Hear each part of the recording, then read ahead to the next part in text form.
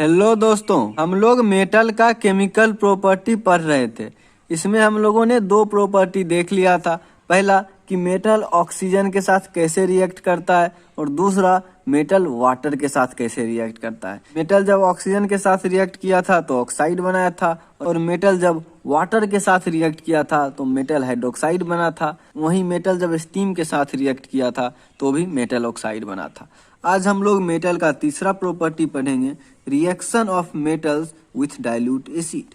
तो जो मेटल हैं वो डाइल्यूट एसिड के साथ रिएक्ट करके सॉल्ट बनाते हैं और साथ में हाइड्रोजन गैस रिलीज करते हैं। इसमें देखिए हमारा पहला एग्जांपल है सोडियम मेटल। यहाँ पे है HCl एसिड। एसिड एक्वस है, मतलब एसिड में पानी मिला हुआ है तो वो डाइल्यूट एसिड हो गया। तो सोडियम मेटल जो है वो जब एसिड से रिएक्ट करेगा तो सोडियम क्लोराइड और हाइड्रोजन गैस बना रहा है। अच्छा, यहाँ पे आपको ऐसा नहीं लग रहा है कि सोडियम मेटल जो है वो हाइड्रोजन गैस को यहाँ से डिस्प्लेस कर दिया है और हाइड्रोजन गैस बाहर हो गया है और हाइड्रोजन के जगह पे सोडियम आके लग गया है। मतलब मैं कहना चाह रहा हूँ कि ये डिस्प्लेसमेंट रिएक्शन जैसा आपको नहीं दिख रहा है, बिल्कुल दिख रहा है। तो ये डिस्प्लेसमेंट रिएक्शन का ही एग्जाम्पल है। जिस तरह से मैंने डबल डिस्प्लेसमेंट में बताया था कि एसिड बेस जो रिएक्शन होता है वो डबल डिस्प्लेसमेंट होता है, वहीं यहाँ पे मेटल का जो एसिड के साथ रिएक्शन है वो डिस्प्लेसमेंट रिएक्शन होता है। यहाँ पे मेटल जो है वो हाइड्रोजन को डिस्प्लेस कर रहा है। अब डिस्प्लेसमेंट रिएक्शन में क्या होता है, तो ये मैंने आपको डिस्प्लेसमेंट रिएक्शन में पढ़ाया था कि मोर रिएक्टिव मेटल जो है वही लेस रिएक्टिव मेटल को डिस्प्लेस कर सकता है। तो यहाँ पे देखिए सोडियम हाइड्रोजन को डिस्प्लेस कर रहा है। इसका मतलब क्या हुआ, सोडियम जो होगा वो मोर रिएक्टिव होगा हाइड्रोजन के कंपैरिजन में। अच्छा, और मेटल का जो रिएक्टिविटी है ये कैसे देखते हैं, तो ये मैंने आपको पीरियोडिक टेबल में बताया था कि जो मेटल जितनी आसानी से इलेक्ट्रॉन लूज कर दे वो मेटल उतना ज़्यादा रिएक्टिव माना जाता है। तो यहाँ देखिए मैं आपको क्या बताना चाहता हूँ कि जैसे यहाँ पे HCl है और यहाँ पे सोडियम आएगा। यहाँ पे क्या है कि हाइड्रोजन अपना इलेक्ट्रॉन क्लोरीन के तरफ शिफ्टेड है, क्योंकि क्लोरीन ज़्यादा इलेक्ट्रोनिगेटिव होता है तो ये इलेक्ट्रॉन लेना चाहता है, जबकि हाइड्रोजन जो है वो पॉजिटिव आयन बनाने का टेंडेंसी रखता है। और सोडियम जो है वो हाइड्रोजन से ज़्यादा पॉजिटिव आयन बनाने का टेंडेंसी रखता है, क्योंकि सोडियम का साइज थोड़ा बड़ा होता है। तो सोडियम जब यहाँ आएगा तो देखेगा कि हाइड्रोजन यहाँ क्या कर रहा है, ये जबरदस्ती क्यों इलेक्ट्रॉन दे रहा है, मैं तो इससे ज़्यादा आसानी से इलेक्ट्रॉन दे सकता हूँ। यहाँ पे क्या होगा, हाइड्रोजन अपना इलेक्ट्रॉन छोड़ के निकल जाएगा, क्योंकि क्लोरीन इससे जबरदस्ती इलेक्ट्रॉन जब खींच रहा है तो हाइड्रोजन छोड़ के निकल जाएगा और इधर सोडियम का इलेक्ट्रॉन ले लेगा हाइड्रोजन। तो हाइड्रोजन फाइनली न्यूट्रल बन जाएगा, क्योंकि अपना एक इलेक्ट्रॉन इसको दिया, पॉजिटिव चार्ज में आया और फिर सोडियम से इलेक्ट्रॉन ले लिया तो हाइड्रोजन बन गया न्यूट्रल और सोडियम पे आ गया प्लस चार्ज। यहाँ पे क्लोरीन जब हाइड्रोजन से ले लिया था एक इलेक्ट्रॉन तो क्लोरीन पे आ गया था माइनस, तो प्लस माइनस पे यहाँ अट्रैक्ट होके NaCl बन जाएगा।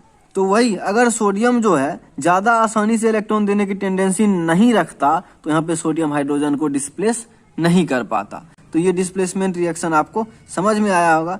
अब सोडियम क्या है, ये बहुत ज़्यादा रिएक्टिव होता है तो ये बहुत तेज़ी से वायलेंटली एकदम तीव्रता से ये रिएक्शन शो करेगा। तो यही दोनों पॉइंट मैंने यहाँ नीचे लिख रखा है जो अभी आपको एक्सप्लेन किया है मैंने कि sodium metal reacts violently with dilute HCl to form NaCl, sodium chloride and hydrogen gas. This reaction show that sodium metal is very reactive, क्योंकि रिएक्शन कैसे हो रहा है, वायलेंटली तेजी से हो रहा है, इसका मतलब सोडियम बहुत ज़्यादा रिएक्टिव है। और इस रिएक्शन में होता क्या है कि metals usually displace hydrogen from dilute acid. यहाँ हम लोगों ने देखा कि HCl से कैसे डिस्प्लेस किया हाइड्रोजन को।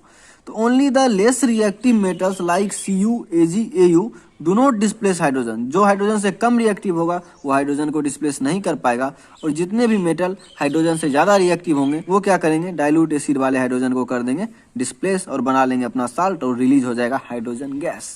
अब इसी का दो एग्जांपल और हम लोग देखते हैं। यहाँ पे अपना मैग्नीशियम। अच्छा, यहाँ पे आप स्टेट लिखिए तो ये रिएक्शन कैसे होगा। मैग्नीशियम यहाँ पे सॉलिड में होगा, HCl हमारा एक्वस में होगा क्योंकि डाइल्यूट एसिड के साथ रिएक्शन कराना है। फिर MgCl2 जो हमारा बनेगा वो रहेगा तो सॉल्यूशन में ही, तो इसलिए ये भी एक्वस होगा और हाइड्रोजन गैस बन के हमारा बाहर निकल जाएगा। तो स्टेट ऐसे आप लिख सकते हैं। ये स्टेट मैंने यहाँ जानबूझ के छोड़ा था क्योंकि केमिकल रिएक्शन से लेके अभी तक इतना रिएक्शन हम लोग देख चुके हैं कि अब लगभग आपको स्टेट का आइडिया हो गया होगा कि कहाँ पे कौन सा स्टेट लिखना है। तो इस रिएक्शन में भी देखिए क्या हुआ है, मैग्नीशियम जो है वो हाइड्रोजन से ज़्यादा रिएक्टिव है। इनफैक्ट तो मैग्नीशियम जो है वो सोडियम से थोड़ा कम रिएक्टिव है और हाइड्रोजन से बहुत ज़्यादा रिएक्टिव है। ये बात हम लोगों को कैसे पता चलेगा, क्योंकि ये जब रिएक्शन होगा तो ये रिएक्शन इस रिएक्शन के कंपेरिजन में स्लो होगा। इसका मतलब ये निकला कि मैग्नीशियम सोडियम से कम रिएक्टिव है और हाइड्रोजन को डिस्प्लेस कर दिया, इसका मतलब हाइड्रोजन से ज़्यादा रिएक्टिव है। तो बना लिया MgCl2 और हाइड्रोजन गैस बाहर निकल गया।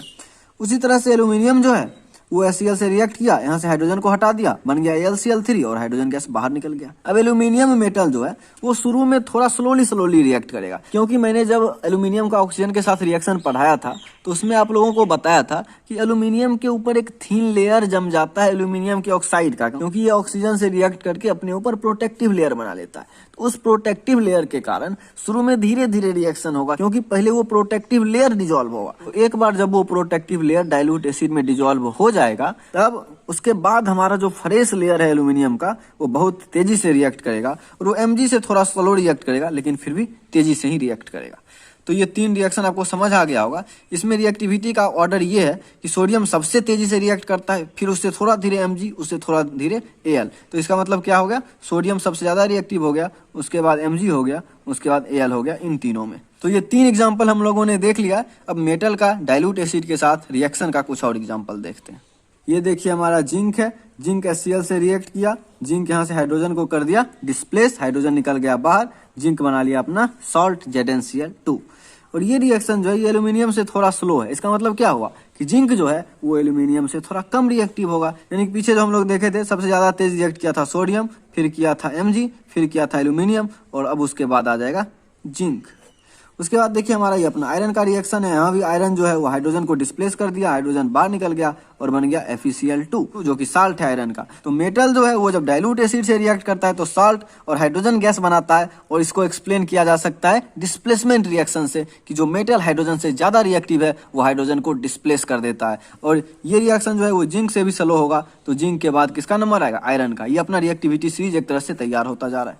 अगला है कॉपर को जब HCl से रिएक्ट कराएंगे तो कॉपर हाइड्रोजन को रिप्लेस नहीं कर पाएगा, क्योंकि हाइड्रोजन का रिएक्टिविटी जो है वो कॉपर से ज्यादा है, या यूं कहें कॉपर का रिएक्टिविटी हाइड्रोजन से कम है। मतलब कॉपर उतनी आसानी से अपना इलेक्ट्रॉन नहीं लूज कर पाता है, इसलिए ये रिएक्शन नहीं होता है। अब यही बात जो मैं यहाँ आपको एक्सप्लेन करता आ रहा हूँ समय से कि सोडियम से कम रिएक्टिव होगा Mg फिर Al, तो इसको एक्सपेरिमेंटली हम लोग कैसे देख सकते हैं। 3 टेस्ट ट्यूब ले लीजिए, एक में थोड़ा सा मैग्नीशियम ले लीजिए, एक में थोड़ा सा एल्यूमिनियम और एक में थोड़ा सा जिंक, और इसमें आप डाइल्यूट HCl डालिए। तो जब आप डाइल्यूट HCl डालेंगे तो इसमें होगा रिएक्शन, ये करेगा रिएक्ट, और क्या बनेगा, सॉल्ट और H2 gas. H2 gas bubble के फॉर्म में इससे निकलेगा। तो जो रिएक्शन तेजी से होगा उसमें H2 गैस जल्दी जल्दी बनेगा, तो उसमें ये बबल बहुत तेजी से निकलेगा। तो जिसमें बबल तेजी से निकल जाएगा समझ जाएंगे कि वो रिएक्शन फास्ट शो कर रहा है, यानी कि वो ज्यादा रिएक्टिव है। तो आपको देखने के लिए मिलेगा मैग्नीशियम जो है इसमें हाइड्रोजन गैस का बबल बहुत तेजी से निकलेगा, मतलब मैग्नीशियम ज्यादा रिएक्टिव हो जाएगा। उसी तरह से एल्यूमिनियम में हाइड्रोजन गैस जो निकलेगा तेजी से ही निकलेगा, लेकिन मैग्नीशियम के कंपेरिजन में थोड़ा स्लो निकलेगा। और जिंक से जो हाइड्रोजन गैस का बबल निकलेगा वो एल्यूमिनियम के कंपेरिजन में थोड़ा स्लो निकलेगा। तो हमारा यहाँ पे रिएक्टिविटी का ऑर्डर यही आ रहा है, ये। और ये रिएक्शन होता कैसे है ये मैं आपको एक्सप्लेन कर चुका हूँ। All those metal which are more reactive than hydrogen, that is those metal which lose electron more easily than hydrogen displace hydrogen from dilute acid to produce H2 gas. ये मैं आपको एक्सप्लेन कर चुका हूँ, वही यहाँ पे लिखा हुआ है। तो होपफुली आपको ये समझ में आ गया होगा। यहाँ पे हम लोगों ने मेटल का रिएक्शन डाइल्यूट HCl के साथ देख लिया। अब हम लोग दूसरे एसिड के साथ मेटल का रिएक्शन देखेंगे, वो है H2SO4। रिएक्शन का प्रोसेस जो है वो सेम होगा, बस मैं कुछ और एग्जाम्पल है अदर एसिड का तो लेके आपको दिखा देता हूँ। यहाँ पे आप देख सकते हैं सारी बातें वही है। सोडियम मेटल यहाँ पे हाइड्रोजन गैस को करेगा डिस्प्लेस, हाइड्रोजन हो जाएगा बाहर, हाइड्रोजन की जगह पे आ जाएगा सोडियम। तो सोडियम जब H2SO4 यानी कि सल्फ्यूरिक एसिड से रिएक्ट कर रहा है तो बना रहा है सोडियम सल्फेट, और साथ में रिलीज हो रहा है हाइड्रोजन गैस। उसी तरह से यहाँ पे मैग्नीशियम हाइड्रोजन को कर देगा डिस्प्लेस, हाइड्रोजन निकल जाएगा बाहर और हाइड्रोजन की जगह पे आ जाएगा मैग्नीशियम। तो ये बन जाएगा magnesium plus sulphuric acid is magnesium sulphate, ये सॉल्ट है, और हाइड्रोजन गैस। उसी तरह से एल्यूमिनियम यहाँ हाइड्रोजन को करेगा रिप्लेस, हाइड्रोजन हो जाएगा बाहर, हाइड्रोजन की जगह पे आ जाएगा एल्यूमिनियम, बन जाएगा एल्यूमिनियम सल्फेट और हाइड्रोजन गैस। उसी तरह से यहाँ जिंक हाइड्रोजन को कर देगा डिस्प्लेस, हाइड्रोजन हो जाएगा बाहर और हाइड्रोजन की जगह पे आ जाएगा जिंक, बन जाएगा जिंक सल्फेट और हाइड्रोजन गैस। उसी तरह से आयरन हाइड्रोजन को कर देगा रिप्लेस, हाइड्रोजन हो जाएगा बाहर और हाइड्रोजन की जगह पे आ जाएगा आयरन और बन जाएगा आयरन सल्फेट। उसी तरह से कॉपर करना चाहेगा लेकिन कॉपर नहीं कर पाएगा, क्योंकि कॉपर जो है वो हाइड्रोजन से कम रिएक्टिव है, इसलिए हाइड्रोजन को डिस्प्लेस नहीं कर पाएगा, तो यहाँ रिएक्शन नहीं होगा। तो इसमें कुछ नया था ही नहीं, बस एसिड HCl के जगह पे हम लोगों ने H2SO4 ले लिया था। अब हम लोग 2 एसिड का रिएक्शन देख चुके हैं, HCl और H2SO4 का। अब हम लोग तीसरा एसिड लेंगे जो कि है HNO3 नाइट्रिक एसिड। तो तो हम लोग जब डाइल्यूट नाइट्रिक एसिड का रिएक्शन किसी मेटल से करवाएंगे तो सॉल्ट और हाइड्रोजन गैस प्रोड्यूस नहीं होगा। वो क्यों नहीं होगा वो समझिए। ये HNO3 जो है वो स्ट्रॉन्ग ऑक्सीडाइजिंग एजेंट है। ये क्या करेगा कि हाइड्रोजन गैस को ऑक्सीडाइज कर देगा, मतलब इसमें ऑक्सीजन ऐड कर देगा और उसको H2O में कन्वर्ट कर देगा, वाटर में। और साथ ही साथ ये खुद रिड्यूस होगा, क्योंकि जो दूसरे को ऑक्सीडाइज करता है वो खुद रिड्यूस होता है। तो और ये रिड्यूस करके नाइट्रोजन का कोई ऑक्साइड बना लेगा। वही देखिए यहाँ लिखा हुआ है, when a metal react with dilute nitric acid, metal का रिएक्शन जब डाइल्यूट नाइट्रिक एसिड से कराएंगे, then hydrogen gas is not evolve, hydrogen gas नहीं निकलेगा। क्यों नहीं निकलेगा? तो nitric acid is a strong oxidising agent, so as soon as hydrogen gas is formed in the reaction it oxidises the hydrogen to water. ये hydrogen को oxidise करके water में बदल देगा और ये खुद जो है वो किसी ऑक्साइड में कन्वर्ट हो जाएगा, नाइट्रोजन का कोई ऑक्साइड, जैसे N2O, NO और NO2। N2O को बोलते हैं डाई नाइट्रोजन मोनोऑक्साइड, क्योंकि यहाँ पे 2 नाइट्रोजन है और 1 ऑक्सीजन है। इसको बोलते हैं नाइट्रोजन मोनोऑक्साइड और इसको बोलते हैं नाइट्रोजन डाइऑक्साइड, क्योंकि यहाँ पे 2 ऑक्सीजन है। तो जब हम लोग मेटल का डाइल्यूट नाइट्रिक एसिड से रिएक्शन करवाते हैं तो वहाँ पे साल्ट और हाइड्रोजन गैस नहीं बनता है। तो पूछेगा क्यों नहीं बनता है, तो आप इसका आंसर देंगे क्योंकि नाइट्रिक एसिड जो है वो स्ट्रॉन्ग ऑक्सीडाइजिंग एजेंट है। वो हाइड्रोजन को वाटर में कन्वर्ट कर देता है और खुद रिड्यूस होकर नाइट्रोजन का कोई ऑक्साइड बना लेता है। तो अब हम लोग क्या करते हैं, नाइट्रिक एसिड का वेरी डाइल्यूट फॉर्म ले लेते हैं। बहुत ज़्यादा डाइल्यूट फॉर्म जब हम लोग लेंगे नाइट्रिक एसिड का, तब ये हाइड्रोजन गैस दे देगा, क्योंकि तब ये इतना स्ट्रॉन्ग ऑक्सीडाइजिंग एजेंट की तरह काम नहीं करेगा। तो इसका हम लोग अब एग्जाम्पल देखते हैं कि जब नाइट्रिक एसिड का वेरी डाइल्यूट फॉर्म लेते हैं तो क्या होता है। ये देखिए, हमने मैग्नीशियम मेटल लिया है और यहाँ पे नाइट्रिक एसिड का वेरी डाइल्यूट फॉर्म लिया है। तो उसी पैटर्न पे रिएक्शन हो रहा है कि ये मेटल जो है यहाँ से हाइड्रोजन को डिस्प्लेस कर दे रहा है, तो हाइड्रोजन गैस बाहर निकल जा रहा है और हाइड्रोजन की जगह पे अपना मैग्नीशियम मेटल आके मैग्नीशियम नाइट्रेट बना ले रहा है। उसी तरह से यहाँ पे मैग्नीज है, मैग्नीज भी हाइड्रोजन को कर दे रहा है डिस्प्लेस, हाइड्रोजन हो जा रहा है बाहर और हाइड्रोजन की जगह पे आ जा रहा है मैग्नीज, बन जा रहा है मैग्नीज नाइट्रेट। तो ये रिएक्शन उसी पैटर्न पे जा रहा है जब हम लोग वेरी डाइल्यूट नाइट्रिक एसिड ले रहे हैं तब। तो वही यहाँ लिखा हुआ है, manganese and magnesium reacts with very dilute nitric acid to form their nitrate and H2 gas, मतलब साल्ट और हाइड्रोजन गैस। अब वेरी डाइल्यूट नाइट्रिक एसिड है वो वीक ऑक्सीडाइजिंग एजेंट है, तो ये जो है हाइड्रोजन को वाटर में कन्वर्ट नहीं कर पाता है। तो इसलिए वेरी डाइल्यूट नाइट्रिक एसिड लेने पे ये रिएक्शन उसी पैटर्न पे जा रहा है जिस पैटर्न पे बाकी डाइल्यूट एसिड के साथ जा रहा था। अब हम लोग एक छोटा सा पॉइंट और समझेंगे कि एक्वारेजिया क्या होता है। एक्चुअली एक्वारेजिया जो है वो कंसंट्रेटेड नाइट्रिक एसिड, अभी तक हम डाइल्यूट एसिड की बात कर रहे थे, लेकिन एक्वारेजिया जो है वो कंसंट्रेटेड नाइट्रिक एसिड और कंसंट्रेटेड HCl का मिक्सचर है एक फिक्स्ड रेशियो में। इसमें HNO3 और HCl को 1:3 में लेते हैं, यानी कि एक पार्ट अगर HNO3 का लेंगे तो 3 पार्ट HCl का लेंगे। इसमें आप कंफ्यूज मत होइएगा कि किसका 1 पार्ट है किसका 3 पार्ट है। जिसमें पहले से 3 लगा हुआ है उसका 1 पार्ट लेंगे और इसमें से 3 नहीं है उसका 3 पार्ट लेंगे, मतलब जिसके साथ 3 है उसके साथ 3 नहीं आएगा। तो ये आप लोग याद रखिएगा कि एक्वारेजिया क्या होता है। तो वो कुछ नहीं है, HNO3 और HCl का मिक्सचर है। कितना कितना, तो इसका 1 पार्ट और इसका 3 पार्ट। जिसमें 3 है उसमें 3 नहीं आएगा। अब ये एक्वारेजिया जो है वो किसी भी मेटल को डिजोल्व कर सकता है,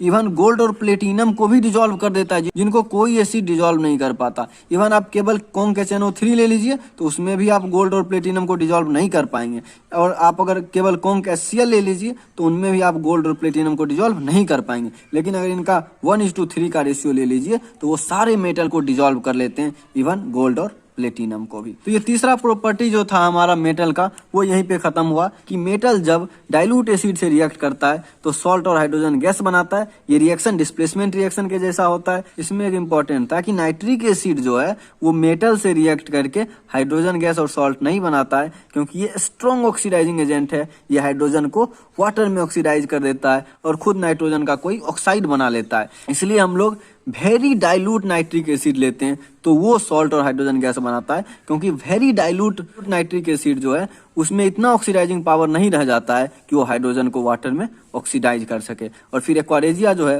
वो कॉन्क HNO3 और कॉन्क HCl का कॉम्बिनेशन है 1:3 के रेशियो में।